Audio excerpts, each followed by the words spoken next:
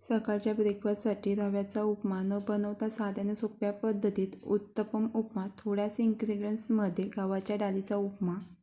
पहिल्यांदा उपम्यामध्ये मिक्स करण्यासाठी मूग डाळ 5 ते 8 मिनिटांसाठी पाण्यामध्ये फुगत ठेवायची आहे.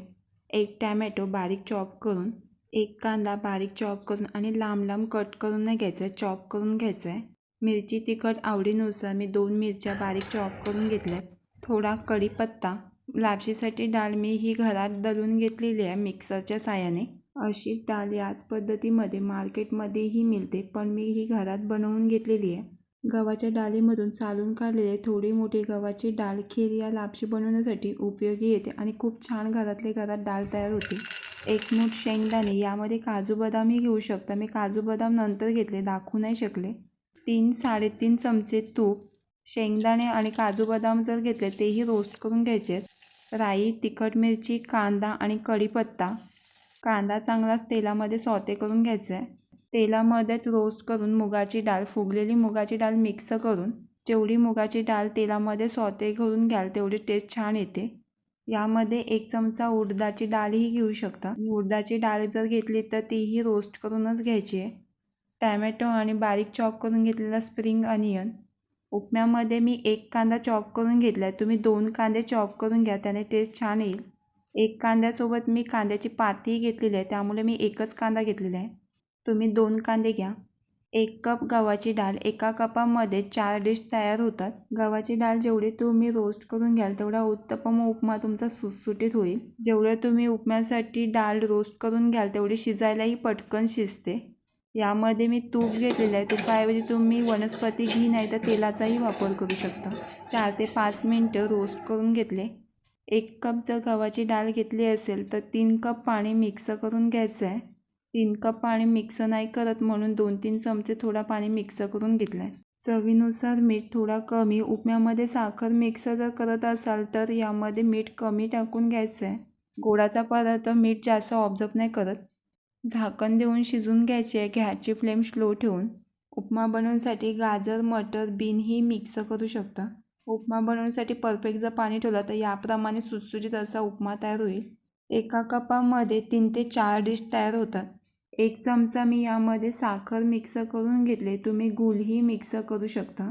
साखर जर उपम्यामध्ये जर तुम्ही खात असाल तर मिक्स करू शकता, नाही जर मिक्स केलं तरीही छान लागते उपमा. यामध्ये मी काजू बदाम मिक्स करायला विसरले होते, मी नंतर रोस्ट करून घेतले आणि मिक्स करून घेतले. रोस्ट करून घेतलेले शेंगदाणे मिक्स करून सकाळच्या ब्रेकफास्टसाठी उपमा सर्व करून घ्यायचा आहे. गव्हाचा उपमा प्लेटमध्ये सर्व करून गार्निशिंगसाठी कोथिंबीर. पीठ फराळ सकाळच्या नाश्त्यासाठी झटपट बनवणार आहोत. साबू तांदूळ धुवून फुगत ठेवायचे आहेत 15 मिनिटांसाठी. जास्तही साबू तांदूळ फुगून नाही घ्यायचे, 75% फुगून घ्यायचे आहेत. शेंगदाणे मी धुवून घेतले, त्याला डस्ट पावडर असते म्हणून.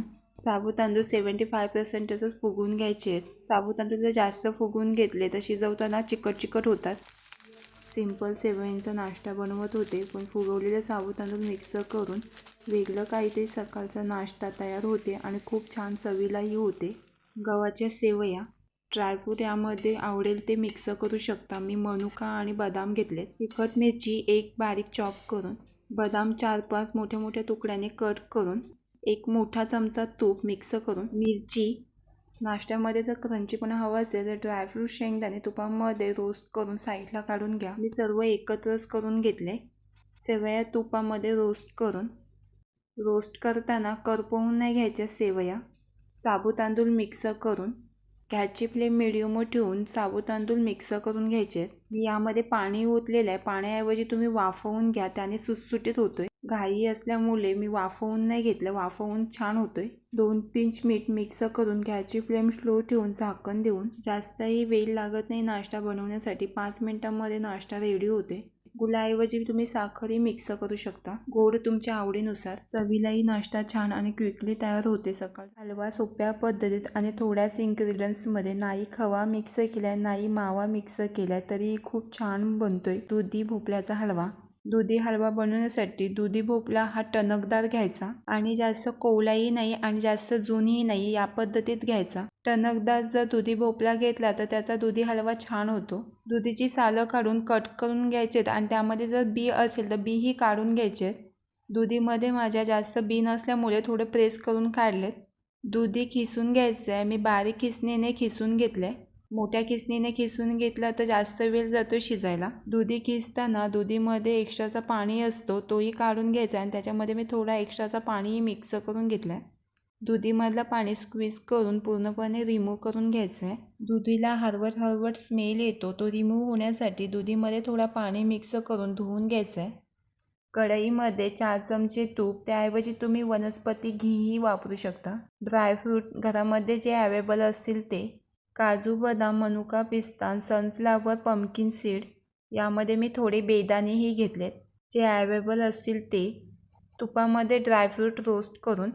ड्रायफ्रूट जास्त रोस्टची करून नाही घ्यायचे, करपवून नाही घ्यायचे. तुपामध्ये रोस्ट करून घेतलेले ड्रायफ्रूट साईडला काढून किसून घेतलेला दुधी भोपळा मिक्स करून सर्व मिक्स करून रोस्ट करून घ्यायचं आहे.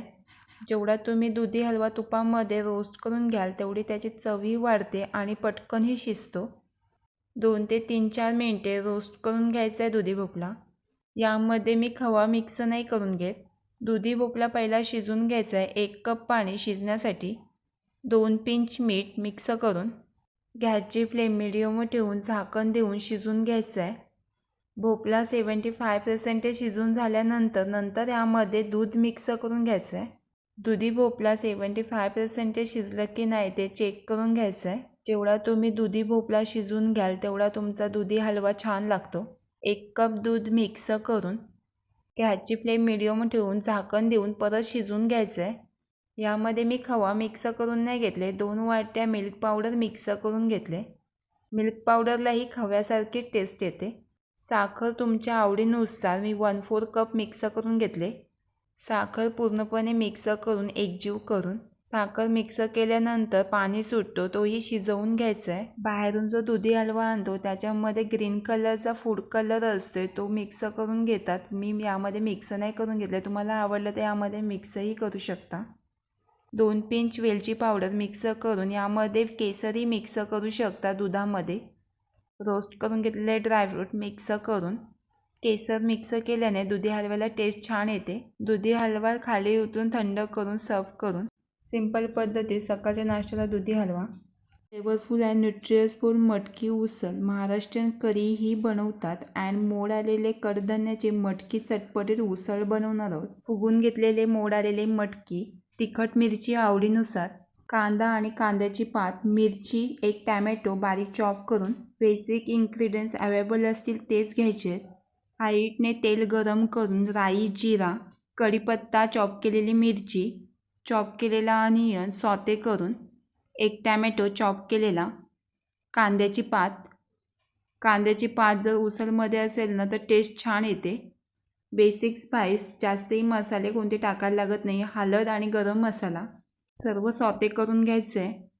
फुगवलेली मटकी स्प्राऊट मिक्स करून.